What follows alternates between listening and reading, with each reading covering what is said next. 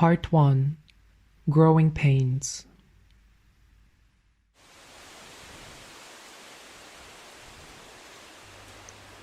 Year of the Dragon. I opened my eyes on a Tuesday night, a few hours away from the start of daylight, in the year of the dragon on a winter day.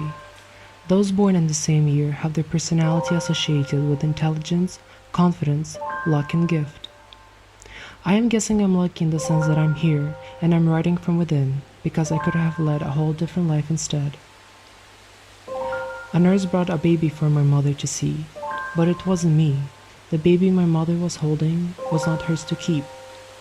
The nurse didn't read the tag attached to the little hand and brought another woman's child instead. It infuriated my mother. "How did this happen? Bring me my child," she exclaimed. Her motherly instinct kicked in the second she saw me. "Yes, now this is him." She double-checked the tag on my little hand.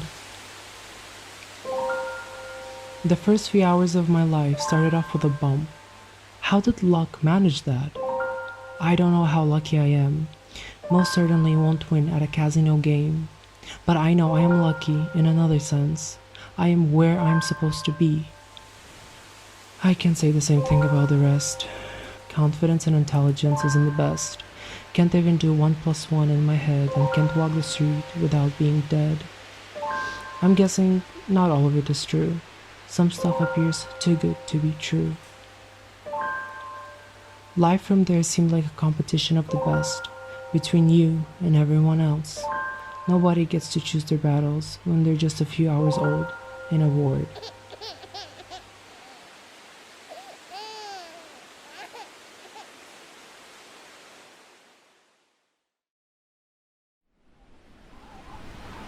Feet pressed against vinyl wallpaper.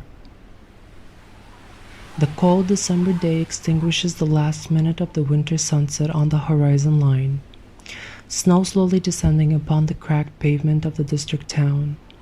An open window in my parents' bedroom and the curtain lifted by a transom in the middle of the night. But I can't sleep. New Year's Day is on the line. With my feet up high on the wallpaper arched like the Golden Gate Bridge, with the television static in the background and the wind traveling through the trees. But I'm not cold. The bright fluorescent light bulb is keeping me warm. I stare outside and close my eyes and picture a man in a dark suit following someone through the walnut road. A man with no face but completely draped in dark shapes. A single light pole at the end of the street, and there's no one to be seen. The man in the dark suit walks at a normal pace, but keeps getting closer and closer with every single step. My heartbeat shifts into my ears, while I've pressed against the bed to hide my fears. What if there's actually someone who's being followed at this very moment? A short distance from here, under the single light pole at the end of the street, and my feet pressed against the vinyl wallpaper as if nothing is as it seems. What if the man in the dark suit is climbing up the stairs to the apartment to track me, with the dim light in the entrance of the door to watch me?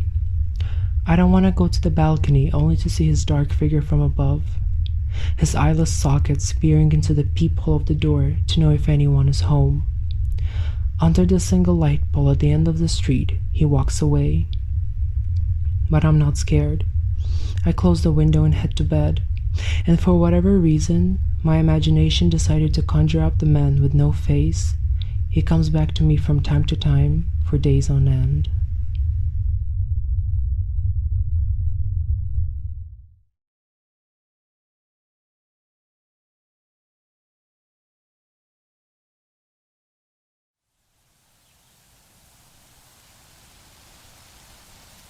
Behind the fence of kindergarten days.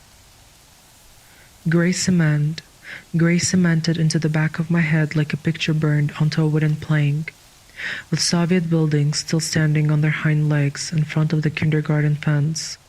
My eyes would overflow with streams of tears every time I would see the monstrous structure in front of me. I wouldn't say I was an exuberant child or a rambunctious one. I was a wary one. I would constantly fear something or be aware of my surroundings, like I'm in constant danger of being a primary target. And then came the blue tiles. Blue tiles lined along the walls of the inner monstrosity of the structure. They appeared everywhere, even on the walls and floors of the bathroom where I didn't feel safe. I couldn't hide from my other peers, the daycare takers, or even myself, and when it was time for the afternoon nap, I couldn't close my eyes. The thought of sleeping there terrified my soul for reasons I could hardly know.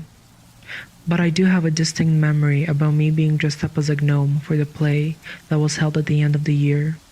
This is the only splendid memory that is vivid and clear. An elliptical disaster waiting to be solved in my mind, but for all I knew, it was just the beginning of me being confined. My face to the cold white wall, and with my eyes wide shut, I realized something that no other child should have. I'm all alone, and I'm fighting on my own.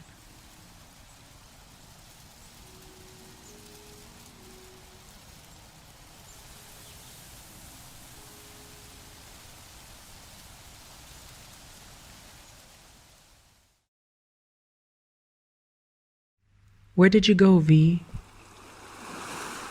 On this very night, my mind escapes into the past.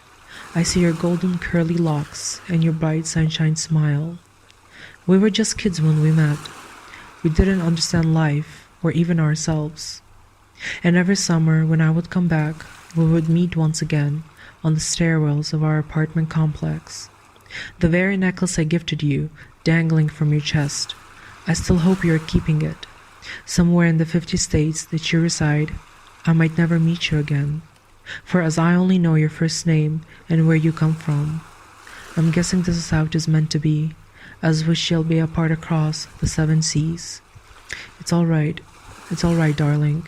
It's not easy to let go of nice things, but I shall. And as I'm writing this with the sun dawning on me, I realize how much you mean to me. I would wander across the deserts to learn what there is to learn, leaving just a memory of us.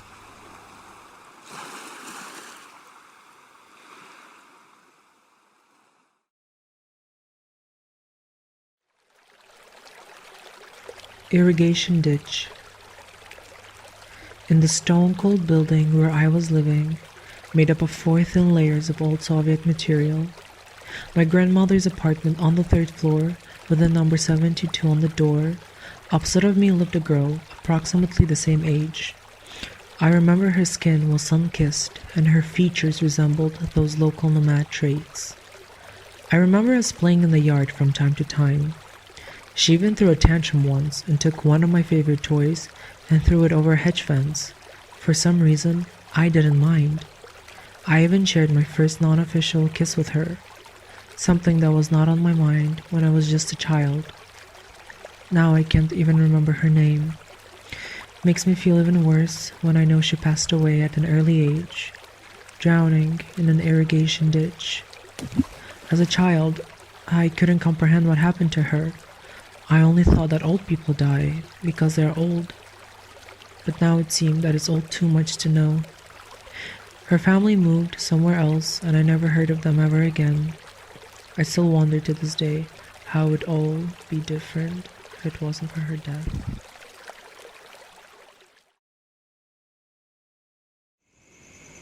The Bucket and the Crescent Moon, a haiku.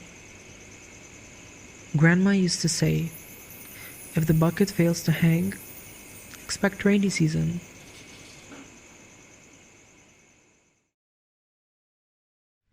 The first time.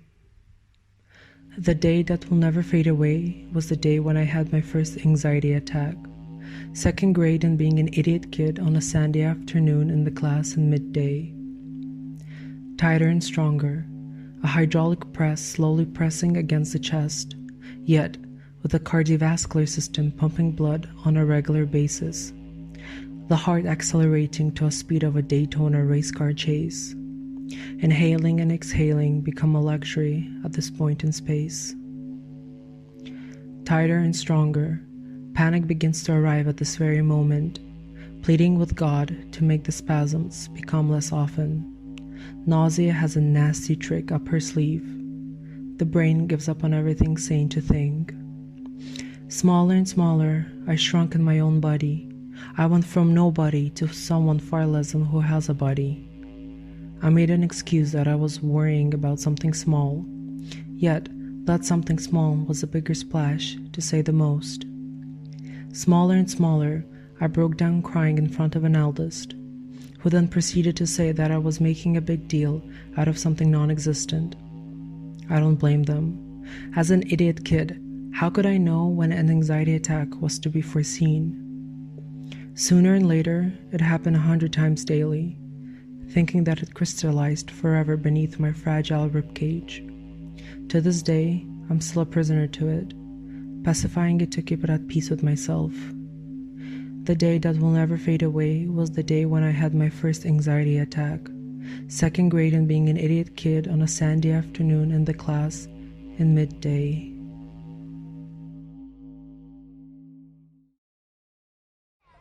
Devil's Playground. On a Saturday night, there's no sleep guaranteed. On a Sunday morning, anxiety fills the scene. On a Monday afternoon, everyone is mean. On a Tuesday evening, darkness begins to invade. On a Wednesday day, feelings get carried away. Thursday and Friday provide a sanctuary away from the devil's playground.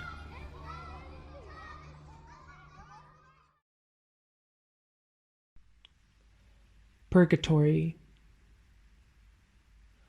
Wake me up very early in the morning and pack my bag. Sit me down to have pancakes, just with a hint of raspberry jam. Drain them down with a tall glass of orange juice. Dress me up in one uniform. Don't forget the black leather shoes. Drive me in one direction, never to return. See everyone dressed exactly in one color scheme. They say to line up in a straight line. Dare to make a jagged one. Whoever misbehaves will be sent straight to purgatory, to the man in the office in a business suit and his interrogatory monologue. Whoever is caught eating in class will be sent straight to purgatory, the man in the office in a business suit who will devour you like a cookie. No use of the lavatory is allowed after you come back. Dare to speak, and your mouth will be zipped shut. Cut your hair, or we will cut it for you. Don't even dare to think about the opposite sex. No writing with pencils and paper. You will be sent straight to purgatory, to the man in the business suit who's looking to keep you after school, grabbing you by the collar and dragging you down. Make a mistake, and you'll be here to stay. You'll be sent straight to purgatory for wearing that sweater. If it doesn't belong to this place, you're not allowed to wear it. The man in the business suit will come for it, take it away, and keep it for himself. You'll be sent straight to purgatory. Show no mercy with a guillotine death.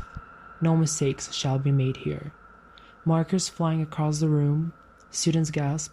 The man in the business suit looks for someone to be doomed. Come back home to a peaceful dinner of mashed potatoes and some lemonade. They are wondering, how was your day? Holy shit. Don't get me started on that fucking place.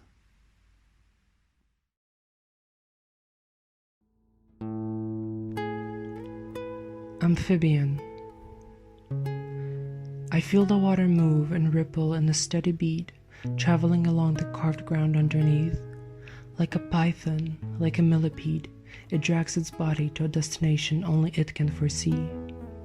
Its particles latch onto me and drag me beneath, all the way down into the dark abyss. Metamorphosing like an amphibian, but I cannot breathe. I'm not surrounded by fresh water anymore, but to my surprise, I end up in the Dead Sea. It's not a dream. They're all standing here in front of me, commanding with their words that I'm weak, like I'm not just another human being. Insecurities blasting through the roof, and others' ill-advised opinions are nothing short of being cruel. I'm sinking further and further, my vision turning black and white, drowning down below, contemplating between staying or leaving, once and for all. If I decide to forever remain in the Dead Sea as an amphibian, will you still remember me? If I won't, will I still be completely alone? They have no idea that I may forever be dormant, and transmission of messages accessible by one channel will be lost somewhere in the current. The devil's playground mutates my brain into manipulation and false realization. At this moment, I decide. I choose the Dead Sea. If I knew it all then, if I could go back again, would I do it again if I knew the consequence? If they knew it all then, if they could go back again, would they do it again if they knew the consequence? If only I knew the consequence. If only I knew the consequence. If only I knew the consequence. If only I knew the consequence. If only I knew the consequence. If only I knew the consequence. If only I knew the consequence. If only I knew the consequence.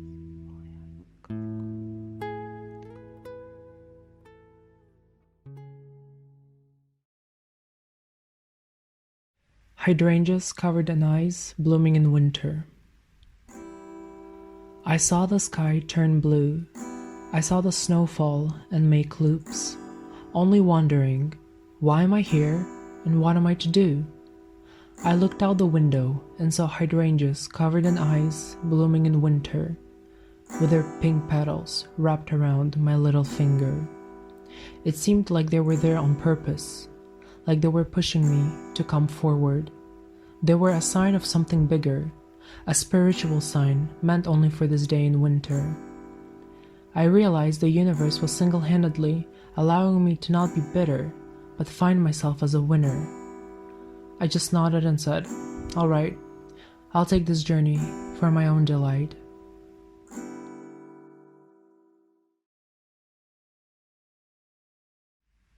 Part 2. Words and Thoughts for Drugs and One's Journey to Paradise. Dark shades. How did you manage to get this way? Sorrow only fills you from within. Your dark shades hide your tears from the things that scared you deep. Now you live for the darkness, you live for the cold, you live for the violence that doesn't bother you at all. But I can't live like this. I can't live like you. Winter doesn't captivate my soul as much as yours does. No one can fix you or your mind. The drugs you get high on are your only love. Heroin and yayo get you through the day in the little motel that you reside in. Those dark shades of yours, I see my reflection. Is that how you see this world? Cruelest and bluest of them all. And as you lay your head tonight, you only dream in black and white.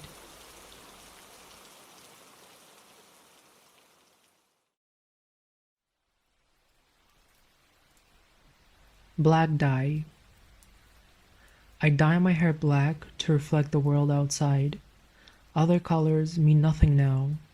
I have already been like this for a while, isolated from the rest of the world, where millions of people cross the road.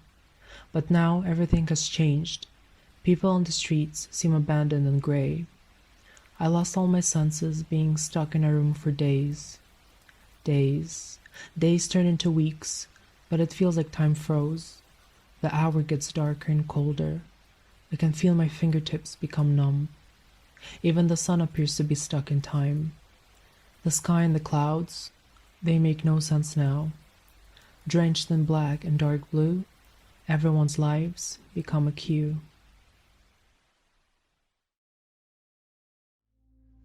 Hydrangeas. Walking barefoot on the ground, I seem to understand it now. Cars not seen in sight, I'm out of time. Ripped newspapers and broken soda bottles, they inhabit the streets of the deserted city. And as I make my way, I have only one thing to say. Sadness is my companion at all times, and when I feel lonely, I'm not alone. Those pink hydrangeas that are in my hands, they are all for you. But you're not here, not where you said you will be. You are on the other side, where you said you will meet me. As I kneel to say my prayers, those hydrangeas are the only flares, and I leave them there, abandoned on the concrete, turning gray. I wish I were dead, nothing left for me here, and as I make my way back, I'm ready to join you on the other side. Nightmare, Part 1. I had a nightmare today. It was the day the world came to an end. I was somewhere off driving with my friend, oblivious to the news of the world. My intuition came to tell me instinctively that something was wrong. So, I turned on the GPS and quickly went home. I told my family, "Quick, pack your things. The cruise ship is leaving at 6. Then somehow, we were already there. Strangely, the ships were departing from a peculiar place. They were stationed at the docks of the Creek Harbor Bay. I faintly remember going on one of the ships. It was peaceful, and nobody bothered to panic. Did anybody care the world was coming to an end? I guess they didn't, and neither did I. I don't remember being left behind. But whatever the outcome of the nightmare was, I woke up feeling not with a heavy heart, but more feeling numb. I can't truly tell you how it ended, but whatever it was, I'm guessing it was for the better.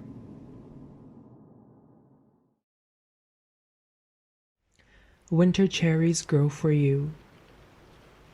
Red apples lying in the snow.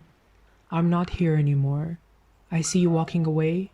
Turning around, I head the other way. Red apples lying in the snow. You're not here anymore. I hear the sirens in the distance, faint and low. Red apples lying in the snow. We're not here anymore. Lost in the forest, forest of lost souls. Winter cherries in your hand, crushing them, obscured by the snow, I say goodbye for the final time.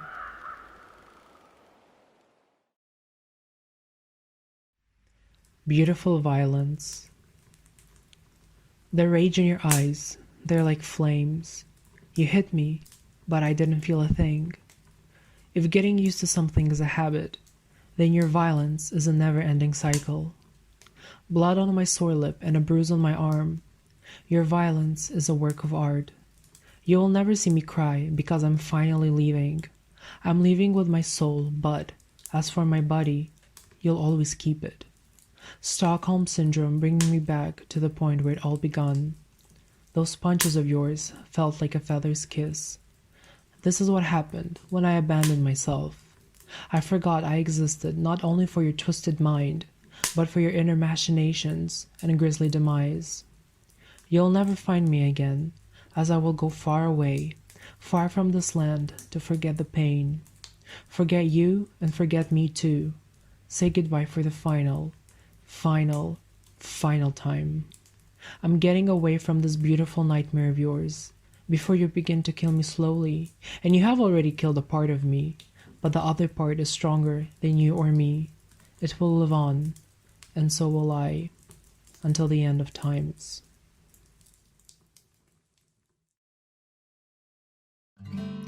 I'm happy to be sad.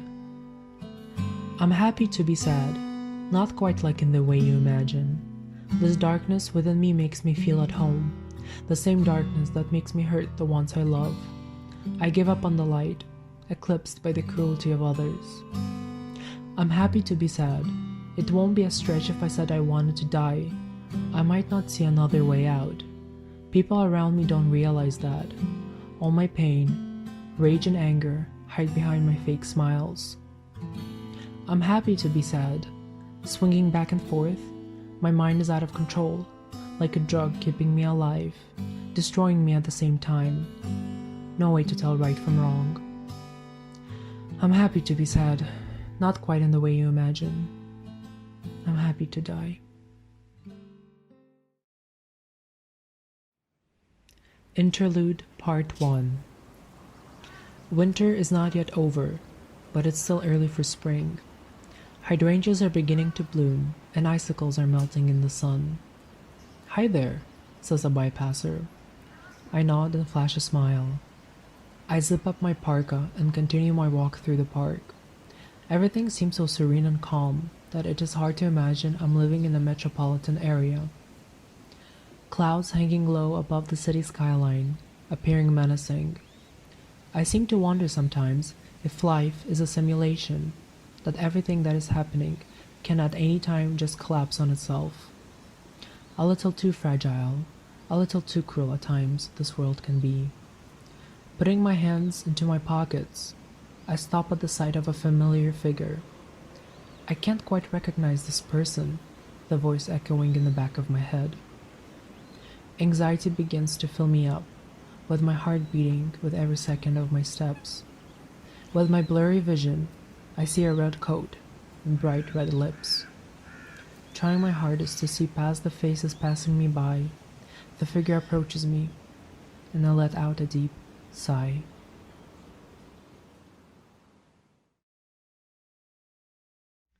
The pit. At the bottom of this pit lies the last of hope, descending deeper with energy of mind draining. I'm not feeling myself anymore. Everyone knows that I'm the best, and I'm a mess of opinions that I'm not interested in changing at all. Feeling down again, drowning my sorrow with the eagles at Hotel California. Hotel California. Eagles. That's where I yearn to be. Something is changing. I can feel it. Is something ending? Is something beginning? Perhaps both. Lying at the bottom, darkness envelops my eyesight. But I'm not scared. This void might be my answer to everything. With my eyes closed, I can feel a bright light shining through. I don't know where it will take me. I'm hoping for a good place. Somewhere. Chaotic. Chaotic. A state of mind where your brain experiences a never-ending war with itself. There are no frontiers, no allies, no specific targets. Nothing is won and nothing is lost, but there's a war that you can't stop.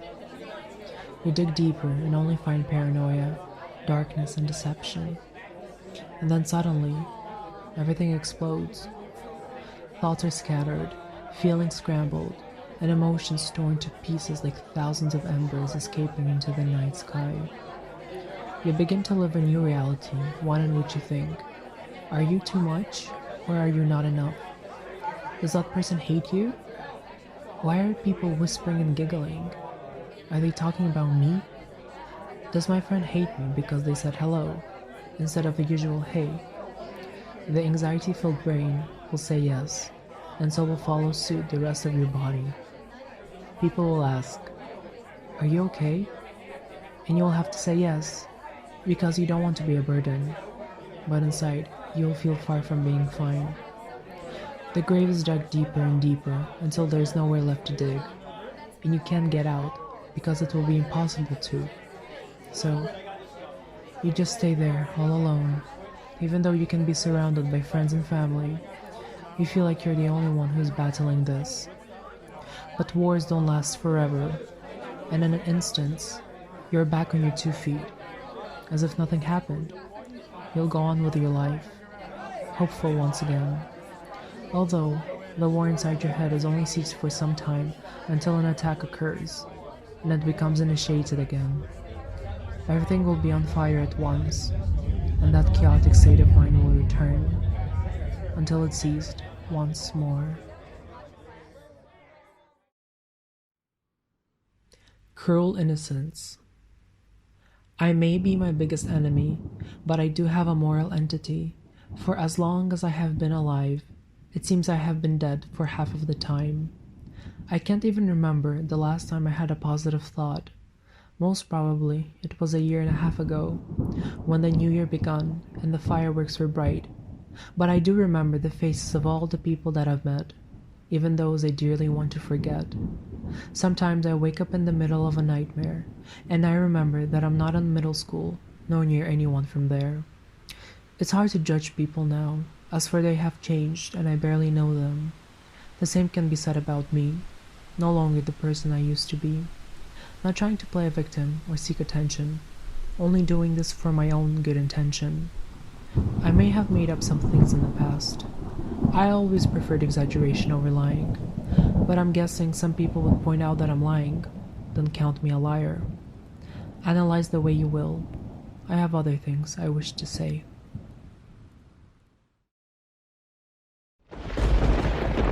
The floors are darkness.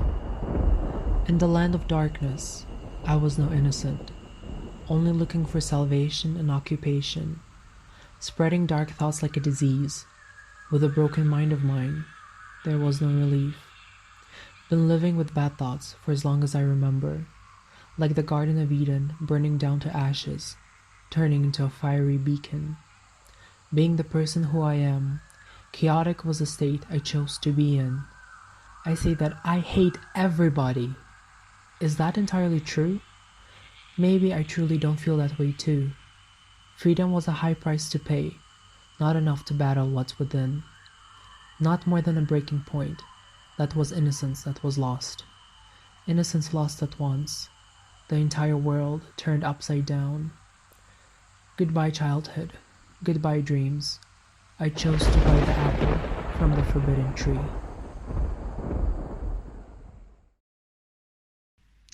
Nightmare Part II. I had another nightmare some days prior.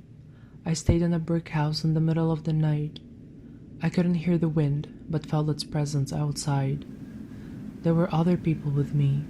Something about them seemed familiar, but they were strangers to me. The house was covered with holes, some large, closer to the ceiling, others tinier, on the walls creeping. I felt nothing good about them, and I was right. Worms slithered out of the holes, some big, some small, with their 5 hearts coming for us all. A large green one wrapped its body around my right hand, and had begun to squeeze the life out of it. To some point, it has even begun to bend it backward. I felt the pain and screamed, "Help!" A middle-aged man ran over to me and sprayed what looked like insecticide. The worm shriveled up and untied, fell to the ground. I thanked him and cried. I woke up with teary eyes. I checked my right hand if any mark was left. The only mark left was the image of the nightmare. I can't really tell you how it ended, but whatever it was, I'm guessing it was for the better. Forever will be no more. Do negative thoughts cross your mind when you think of me? They flow like a river, eroding against the rocks of forgotten dreams. The black shadow that hangs in vain, attached like a leech. Will you even cry if one day I'll die unexpectedly? Will you cross to the other side of the river to build a dam for yourself? To speak out words of sympathy and not hold back bona fide ones when no one is around. And I won't be able to cry anymore. My tears will become the river of thoughts that erodes the rocks. I won't be a problem. So go ahead and hate me all you want. But I'm guessing you'll have doubts. Can you hate a dead person all at once? Perhaps you won't hate me. You will hate the fire burning off my tongue. Forever will be no more. The idea of it will never make sense to me anymore. No commitment to ever after. Gullible to words that I can't seem to trust now. No shame in who I used to be. Wiser in years and younger in spirit. I'm stuck in the tar of your non-existent judgmental feelings. Intrusive thoughts surround me like a crop circle. A full moon in the distance and the howling of the werewolf. If I die, all these thoughts will forever be mine. Just remember to take them with a grain of salt, as for they are fragile by default. As for me, I would be dead. As for you, you would not care till the end. So, just say the truth straight to my face. I'd rather remember that forever and ever. Pearlescent white lies won't cut the ties.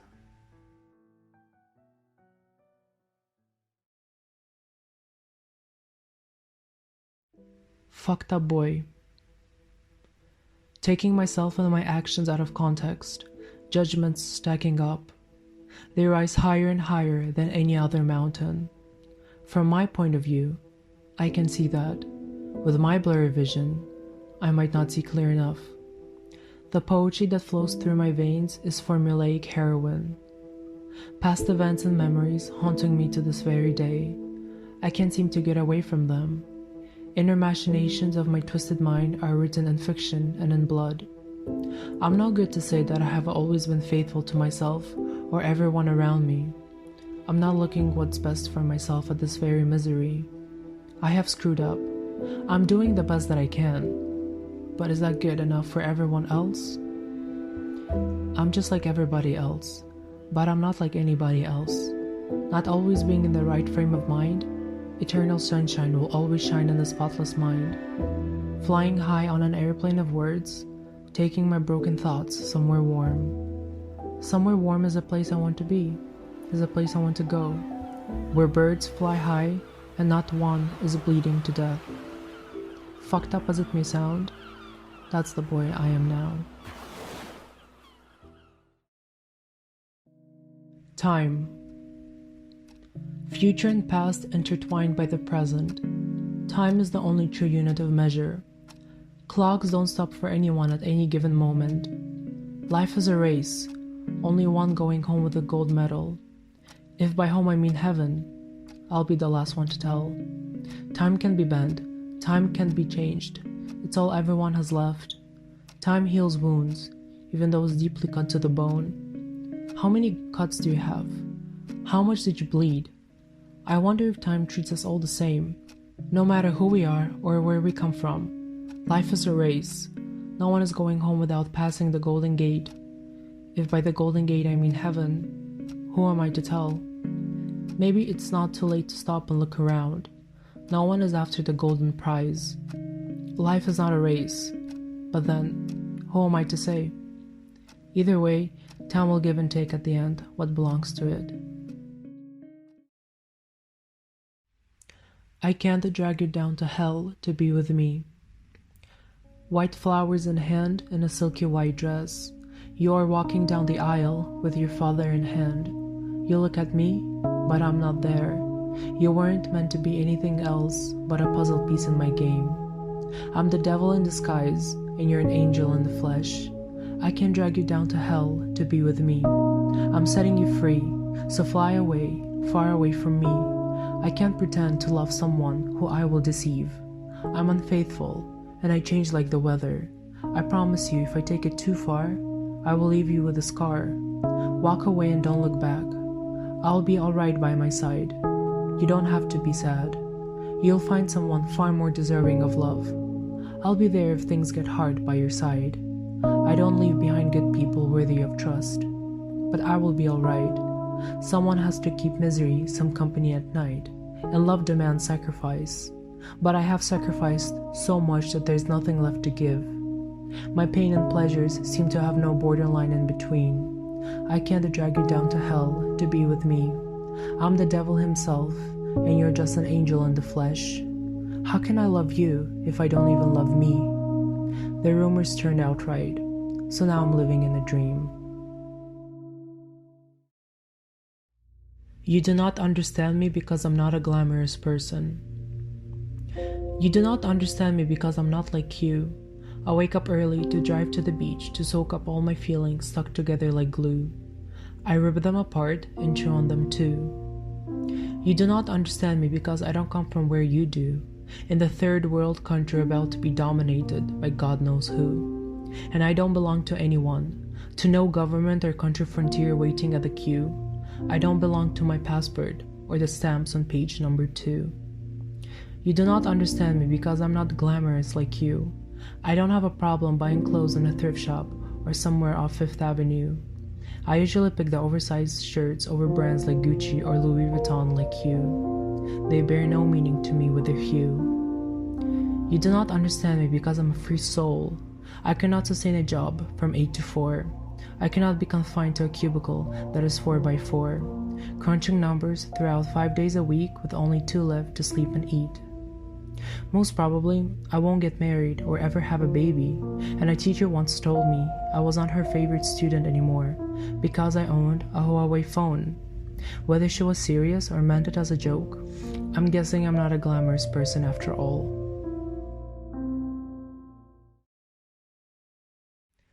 Methamphetamine. I sway in the dominion of my unprofessionalism.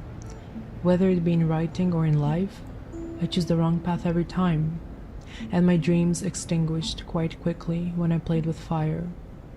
I'm a pathetic person, but so are you. Don't mind me being overwhelmed. I usually keep everything inside myself. I'm usually quite an overthinker.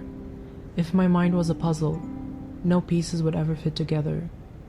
But I'm quite normal. I probably like half of the stuff that you do, except for football. I was never good at it though. I never wear a watch as well, and I'm in the wrong lane to discuss politics all day.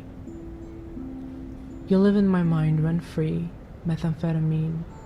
You urge me to act a little too obscene. You can make me a little too excited or anxious to consume anything. I've tasted blood before, but now I can't live without it anymore. You, who made me irresponsible with my actions. You, who raced in my veins to get to my already disease-filled brain. But now, you're here to stay. Nirvana, Shakira and Lana. My only escape is to listen to you. I'm burned out. Can't you see? But I still have dreams, so let me dream in peace. Nirvana, Shakira and Lana. I still have dreams. I want to make them come true. They seem so far away, yet so close. But what can I do? I've never been with anyone except for you. Before you, I was in my own solar system. I calmly rotated around the sun, spinning on my own axis. But then came you, an alien satellite from another planet. I hope you like it here now that it's dark and blue. I stopped wondering about a lot of things. They make me work too hard to get what I need. So I will do nothing and be calm and at peace. Just try not to bother me too much with your feverish dreams. I've had enough. I just want to be happy. But one thing is still on my mind. Why is everyone so mean? Maybe because I'm still hooked on methamphetamine.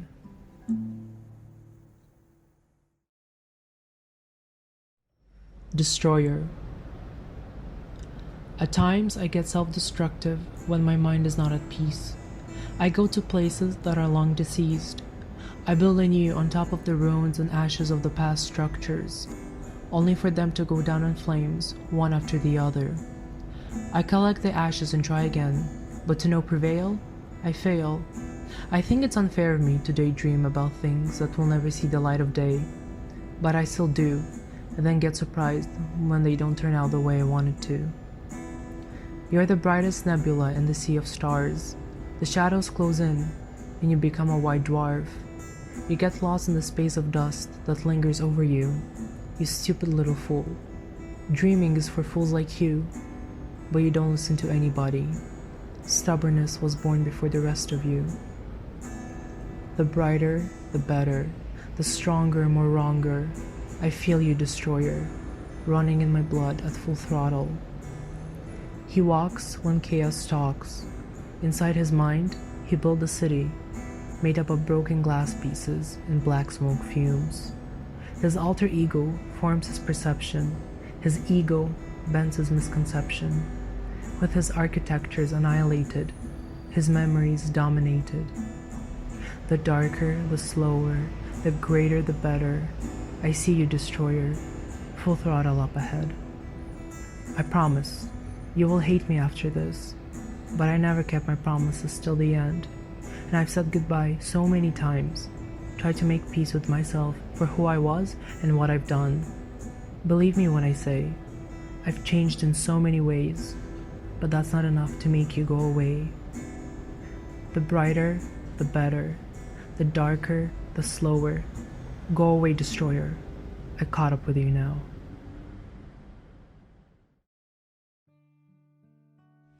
No hard feelings. I can't quite recall the last time I've said I love you to the ones that matter most in my life. I love them so much, but I don't trust the words escaping out of my mouth. They stumble on a crutch, southbound. I wish my actions spoke for my words. My actions aren't the best, but neither are my thoughts. Picking my poison isn't something I wish I had a choice of doing, but here I am. What am I supposed to choose either way? The pressure of realization and contemplation towards the past and the present and future contextualization. The voice in my head demands an explanation as to what I can't hold a proper conversation. It talks in my sleep and dreams in technicolor scenes. No hard feelings if I became unapologetic. I'm no longer sweet like watermelon. I'm the honeydew drained of all the juices. the cold-blooded pulp left like bruises. Contemplating between my right and my left, no quick decision to ever be made. A glitch in the matrix, perhaps living in a simulation. Art is a form of validation, the only time I'm asking for acceptance. If all of it turned out to be true, I will love those dear to me with words more frequently than I do.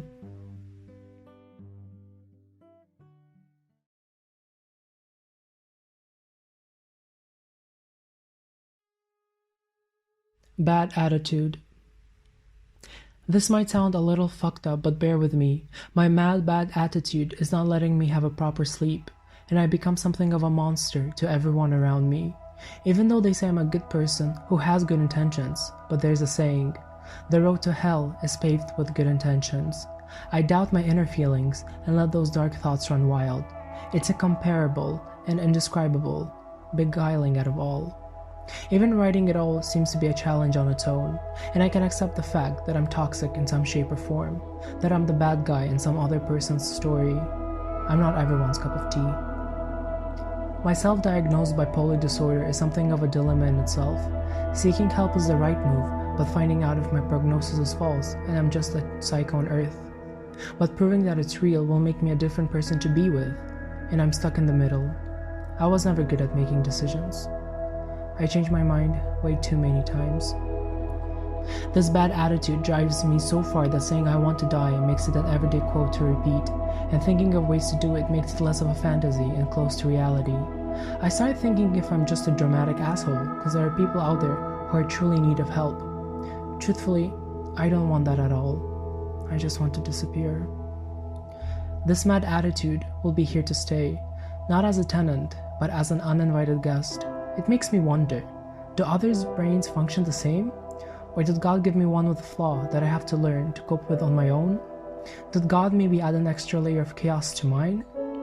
How I wish someone would be in my shoes for a minute to understand how or why I'm like this. Maybe they would find an answer to everything I seek. I wake up in a bad, mad mood when I stand off the wrong foot, several days in a week, including the weekend. But I'm reminded that there's still beautiful things in the world, a glowing positivity to shine through. And maybe my friends don't hate me after all. I don't find them toxic in some shape or form. If they're out to be a toxic peep, that would certainly be me. I'm tired of talking about death and being tired. I'm switching gears. I'm ready to move on to something clear. Forgive me if I'm like this. I forgive myself for being a little too strange. This bad attitude is a part of me. Shall accept it with nothing but open hands.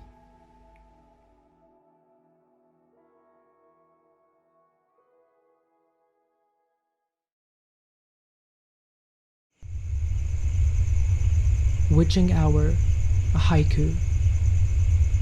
Demons in my room, darkness engulfing my vision, someone watching me.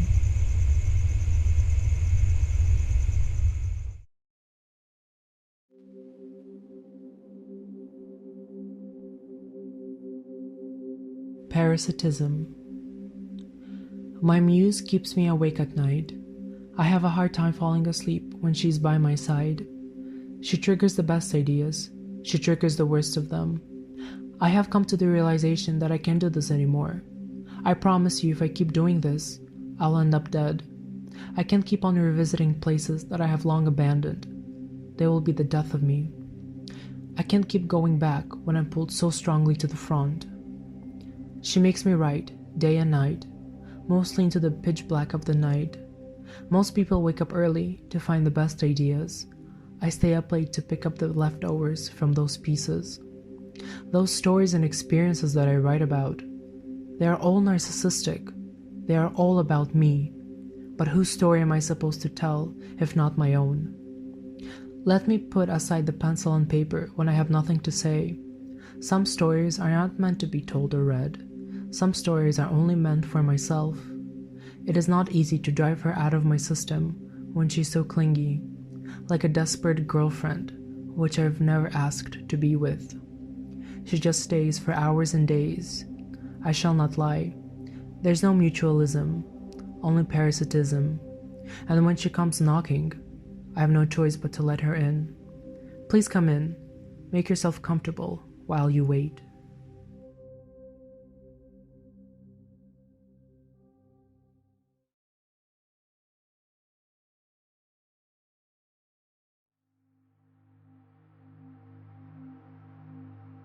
God knows what I have been through. Sun rays in my eyes, seeing in black and white is becoming old. Like an old classical movie, I need something new to explore. Disturbingly beautiful this world seems to me now. Glad I am alive and well. I never thought I would survive those days. Anger and pain are gone, but an echo of them is still left.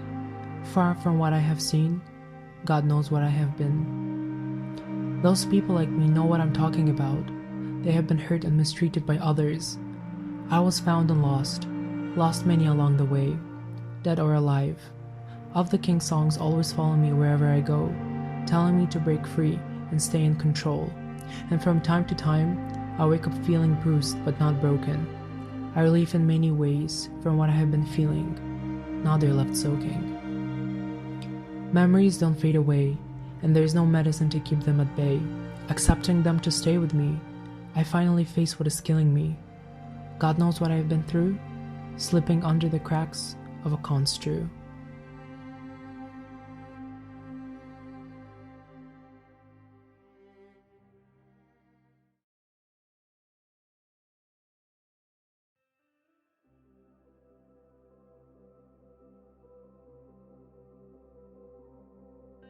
Changes. I was thinking recently about how's it to live with a clear mind and free stride. I'm guessing it is not that simple, where worries don't exist and time flows like a stream. Trying to smile with the world falling apart in front of my own very eyes, it took a toll on me. Thinking, why should I care if no one else cares? Maybe being indifferent will be more fair? Understanding the toxicity, narcissism in my soul began to drift apart steadily. Change came in slow, like a tide engulfing the shore.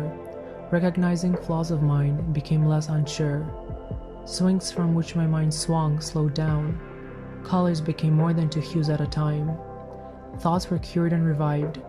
Changes were painful, but a delight. In the form of a phoenix, they took flight. You are divine. Don't let anyone tell you otherwise. And yet, some changes have yet to be made. I'm no perfect human being. Give me a break.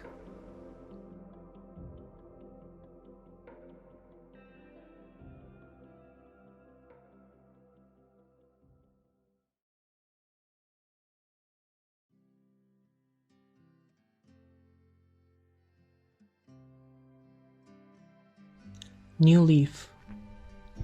I'm at the threshold of beginning to realize how much there is to understand. Maybe all worries and problems haven't faded away, heavy metal still playing in my head. Realizing to let go of grudges is the right thing, saying goodbye to malice and everything with it. Trying my best to focus on the positive with a war still raging in my mind. Getting into trouble is a state of mind.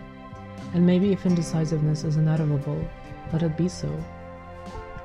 If I was told a year ago that I will be writing these words, I would not have believed a single soul.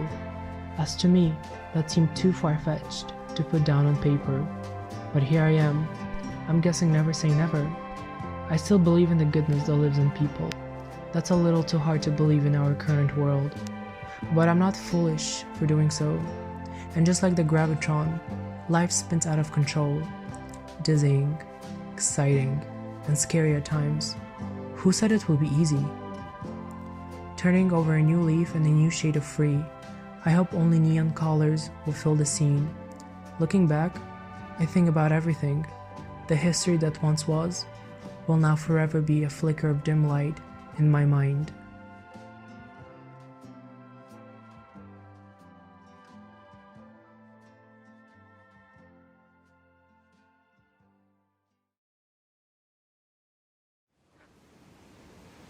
Interlude Part II. Letting out a deep sigh, the figure stops, and so do I. A gust of massive proportions blows through the park, and a few of the newly bloomed hydrangeas are tossed apart. Looking straight into the eyes of the person, I finally recognize who that is. An old peer of mine smiles at me and proceeds to shake my icy hand. My eyes are fixated on her bright red lipstick, like winter cherries covering her lips. "Where were you? How have you been?" she asks. "I have been doing fine, working in a coffee shop by the bay," I reply. "I haven't seen you around lately," she says. I nod my head and say, "I have been busy paying bills and making a living, taking care of my 2 dogs, where I'm living." She brushes her dark hair back and tells me I have changed, but she can't quite figure out how. I cross my arms and look down at my ripped-up pair of Converse. I think I just understood that it's enough to be happy with who and what you are. There is no need to pursue things within society just to be justified. The gust of wind stops, and the white sun slowly appears from the clouds. She smiles once again, saying goodbye and shaking my hand. "Swing by the coffee shop one day. I'll be happy to see you there."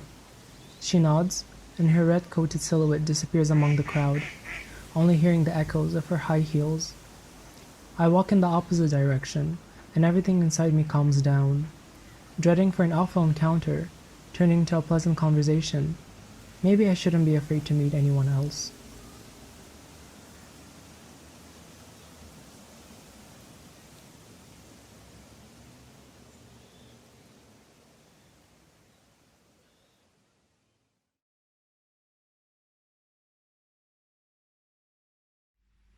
Old Timer. A white Fort Mondeo in the yard, little crumbs on the kitchen floor, red and blue jumpsuits, the smell of the bakery bread outside, little town carnival rides and blue toy trains piled up. Where did those times go? Have I grown up too fast? Those days slip through my mind and nostalgia fills my heart. I picture my dad dragging me on a sleigh across the snow, my grandfather holding my hand in his pilot uniform, my mom's homemade food, and both of my grandma's sweetest souls. I picture my sister on her skateboard, garden plants on the windowsill, with the TV loud and clear. My father's optimism is always strong. My mother's hoop earrings will live on and on. My sister's selflessness is infinite. Their lives are painted as a work of art that is vivid. Leading a simple life, that's their happiness. Just as an old-timer, I feel like life has passed me by. Nostalgia filling my heart, those days slipping through my mind.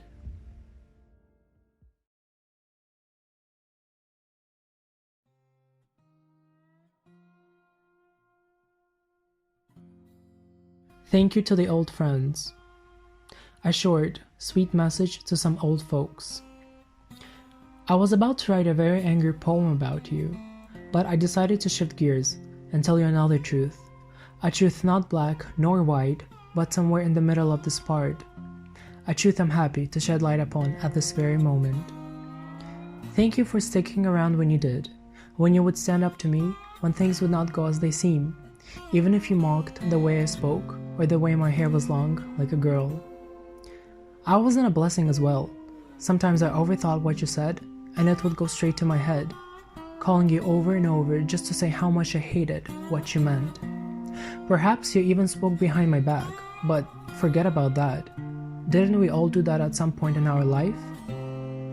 The parties we would invite each other to seemed like a genuine thing, but even if it wasn't, I'm guessing we were guilty of being a little too mean, and I have never thrown another party after that.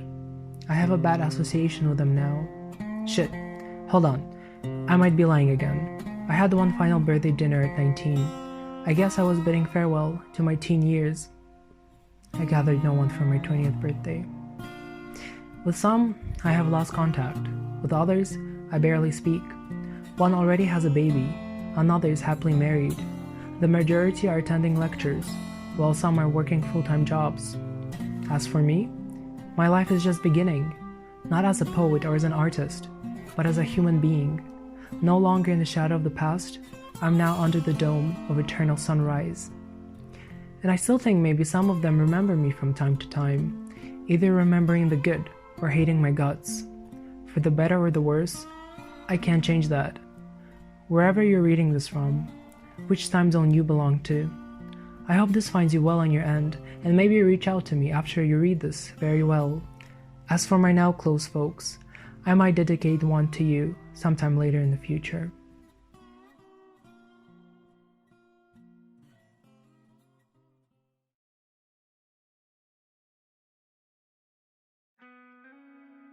In my dreams. In my dreams, I get carried away to worlds parallel to me. The worst and the best shine through the abstract images formed in a matter of seconds. It could be a nightmare, it could be something beautiful. I have no say in what I want to experience today. But sometimes I see you there, standing in front of me with a smile on your face. We get carried away to places we have never seen before, from Dubai to Hawaii to Bishkek. Being this free never felt realistic ever since that dream. And I have to say goodbye to you right before everything ends. I don't know when I'll meet you again. Opening my eyes to the real world is a pain. Overcoming sadness is a challenge every day. But when I dream, I meet you.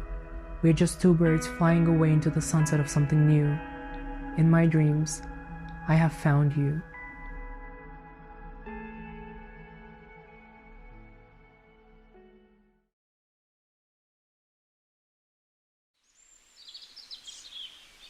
Happiness is the only thing I can afford now.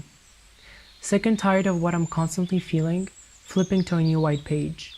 The flip side doesn't look too bad. I think I'm liking it here. I might not have enough cash on me.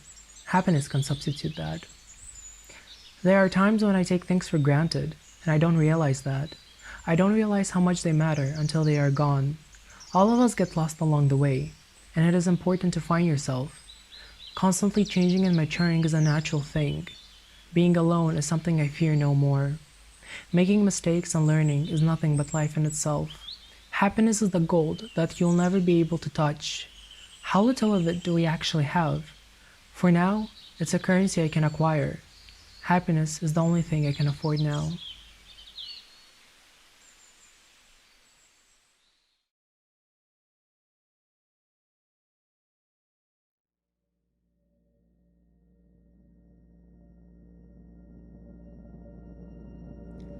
Paradise Freedom. At last, I reach the shore.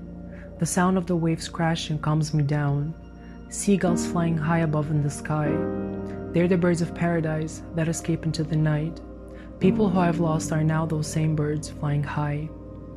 For the relatives who were gone too soon or were forgotten by the time. For the grandparents who are now somewhere between the earth and the sky. For one of my schoolmates whose name started with a capital A. Souls and faces who are now bound to fly forever, far away from this place. The cruelty that lives in people will suddenly disappear, and everyone will get to see what they are truly meant to be. Finally, I won't be a chess piece in anyone's game no more. I'm getting away from the people who were always in control. And the Dead Sea will no longer be dead anymore. The darkness that lives in all the arts will be taken away by the light that's shining through. I'm hoping my black dreams will turn ocean blue. They will bear something majestic out of this fine view, putting my feet into the clear water. Maybe I have found my peace after all.